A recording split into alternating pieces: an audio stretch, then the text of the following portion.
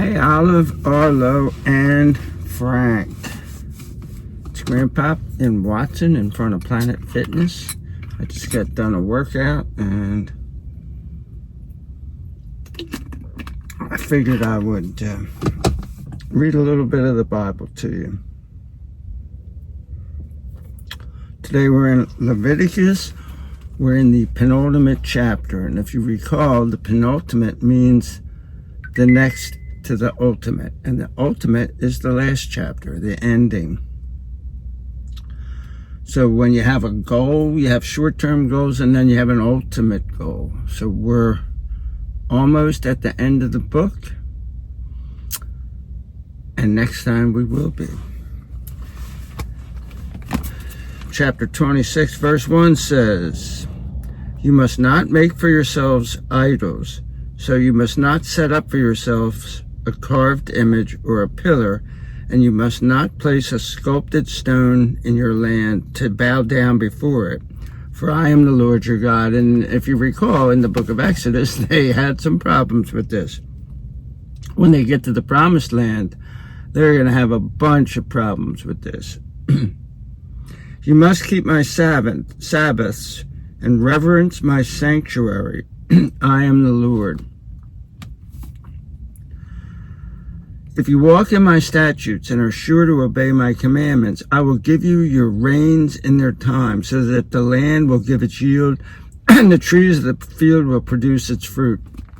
They had 2 growing seasons there, and they don't get a lot of rain in most parts of Israel. So this was very important. And God's saying, hey, you just left Egypt, where everything was based on whether the Nile flooded properly or not. And you were taken down there because of a famine. But if you obey my precepts, my laws, I will make sure that you'll get rain when it's supposed to rain. Threshing season will extend for you until the season for harvesting grapes, and the season for harvesting grapes will extend until sowing season. So you will eat your bread until you are satisfied, and you will live securely in your land. I will grant peace in the land, so that you will lie down to sleep without anyone terrifying you. I will remove harmful animals from the land, and no sword of war will pass through your land. You will pursue your enemies, and they will fall before you by the sword. 5 of you will pursue 100, and 100 of you will pursue 10,000. And your enemies will fall before you by the sword. I will turn to you, make you fruitful, multiply you, and maintain my covenant with you. So God's saying, I'm going to do all these things, and I'm going to keep my promise.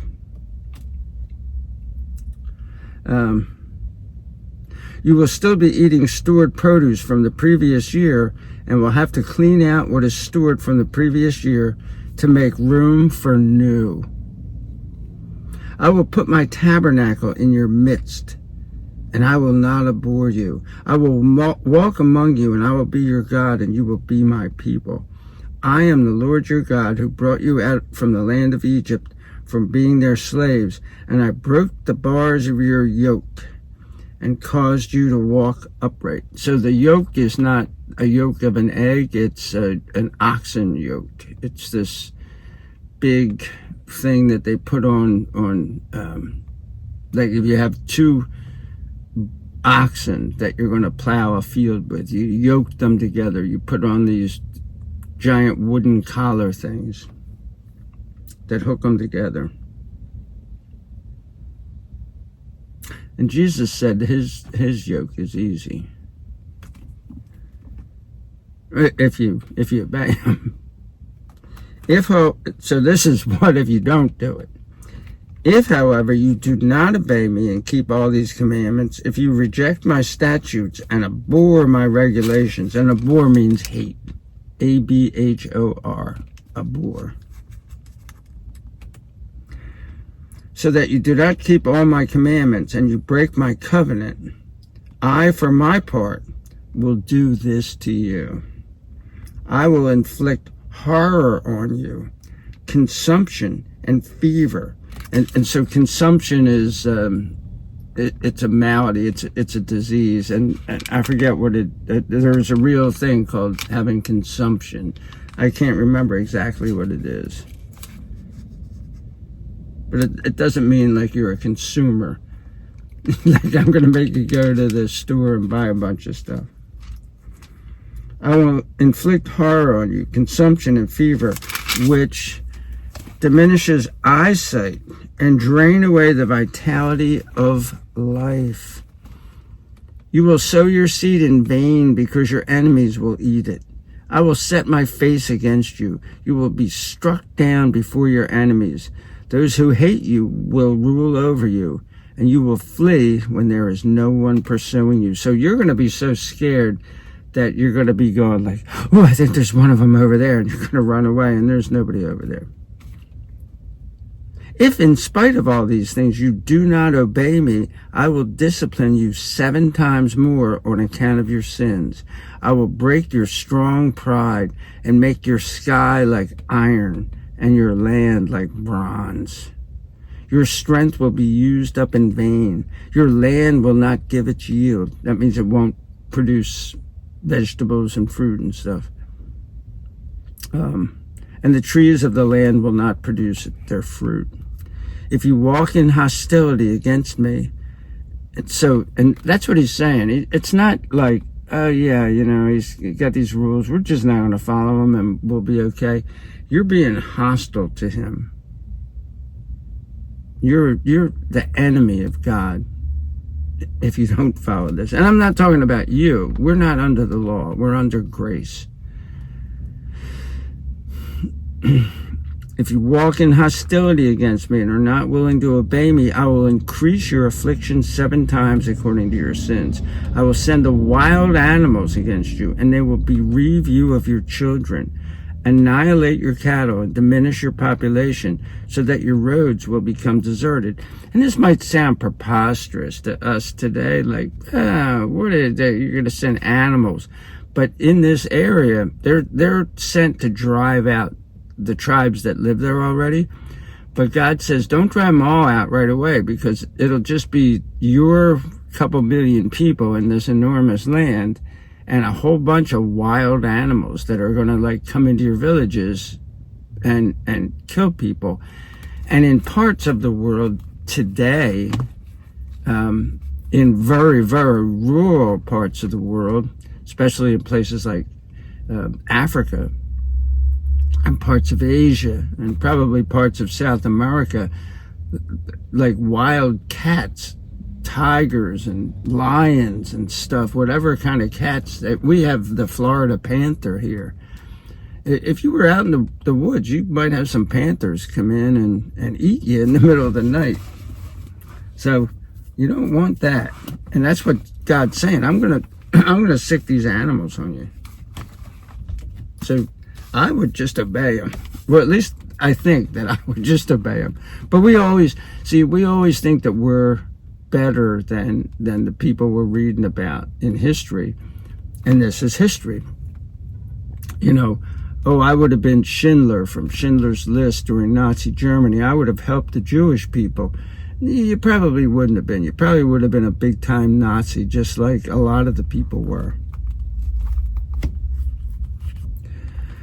I will send the wild animals against you, and they will bereave you of your children, annihilate your cattle, and diminish your population, so that the roads will become deserted. If in spite of these things you do not allow yourselves to be disciplined. So he's saying, well, I kind of know that you're going to go off the rails. I'm going to discipline you.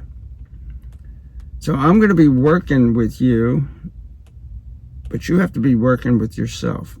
And that's the thing. We don't work with God. He works with us, and we work with ourselves in deciding whether we're going to obey God or not. I myself will also walk in hostility against you and strike you 7 times on account of your sins.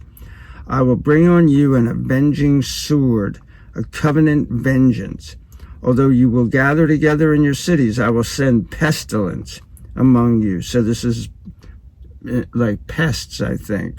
I think it's talking about bugs and, all kinds of things like that. And you will be given into enemy hands. When I break off your supply of bread, 10 women will bake your bread in one oven. They will ration your bread by weight, and you will eat and not be satisfied. If in spite of this you do not obey me, but walk in hostility against me, I will walk in hostile rage against you, and I myself will also discipline you 7 times on account of your sins. You will eat the flesh of your sons and the flesh of your daughters. So they're going to eat babies because they're that hungry. And don't say you would never do it. There have been times, the Donner Party's one that comes to mind, and I'm only laughing because there's a Monty Python skit about these guys who are stranded on this boat and they start to eat each other. And they're trying to decide like who would go better with a Mornay sauce. But and the one guy they don't want to eat him because he's got a gammy leg, whatever that means. You will eat the flesh of your sons and the flesh of your daughters. You will destroy your high places and cut down your incense altars. Or I will destroy your high places and cut down your incense altars. And I will stack your dead bodies on top of their lifeless bodies, of the lifeless bodies of your idols. So if they're worshiping these fake gods, they can be knocked over. God's going to knock them over, kill you, and put you on top of them. I will abhor you. I will lay your cities waste and make your sanctuaries desolate, and I will refuse to smell your soothing aromas, which means, like, if you go, I sinned, but I'm gonna make amends, so I'm gonna go sacrifice. Like, nah, it's no good. I myself will make the land desolate, and your enemies who live in it will be appalled. So the people will be looking and going like, what the heck did these folks do? That this is happening all around us. I will scatter you among the nations and unsheathe the sword after you, so your land will become desolate and your cities will become a waste. And it happened. It happened, but then in 1948, we're back. Israel became a nation. That's a story for another day. Then the land will make up for its Sabbaths, all the days it lies desolate, while you are in the land of your enemies. Then the land will rest and make up its Sabbaths. All the days of the desolation, it will have the rest it did not have on your Sabbaths, when you lived on it. As for the ones who remain among you, I will bring despair into their hearts in the lands of their enemies. The sound of a blowing leaf will pursue them, and they will flee as one who flees the sword, and fall down even though there is no pursuer. They will stumble over each other as those who flee before a sword, though there is no pursuer, and there will be no one to take a stand for you before your enemies.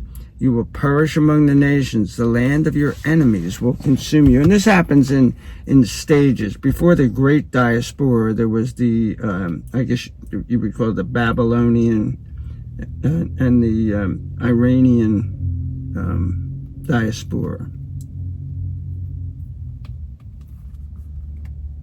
And I think Assyria did something with the northern kingdom, Ephraim.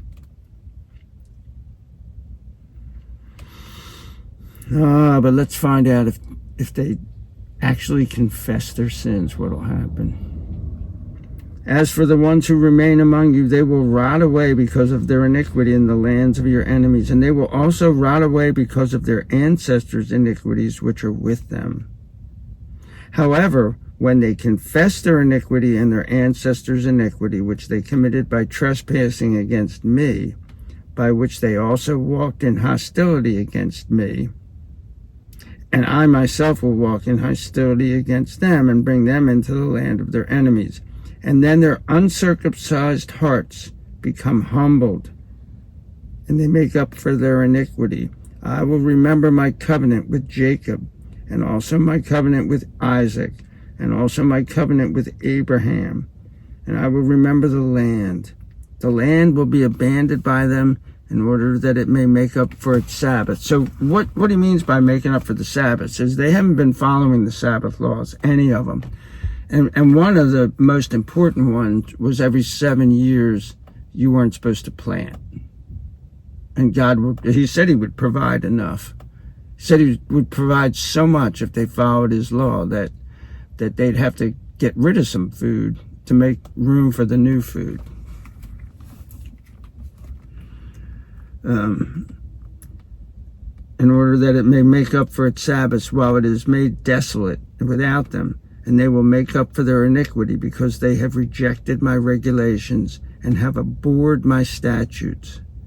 In spite of this, however, when they are in the land of their enemies, I will not reject them and abhor them to make a complete end of them, to break my covenant with them, for I am the Lord their God. So they can only push this so far. He's still going to do what he said he's going to do, which is create a nation out of them and lead them and guide them, even though they're in other nations now in the lands of their enemies, that he'll keep a remnant.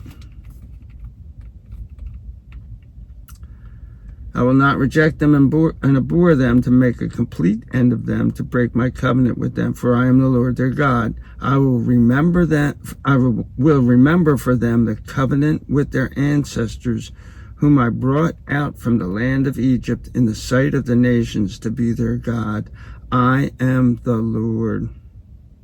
These are the statutes, regulations, and instructions which the Lord established between himself and the Israelites at Mount Sinai through Moses. So what that means is that this is kind of a summary of the covenant that we saw in Exodus, but part of it's expanded a little bit. So next time we'll get to the ultimate chapter and then on to the book of Luke. And I can't wait. Peace.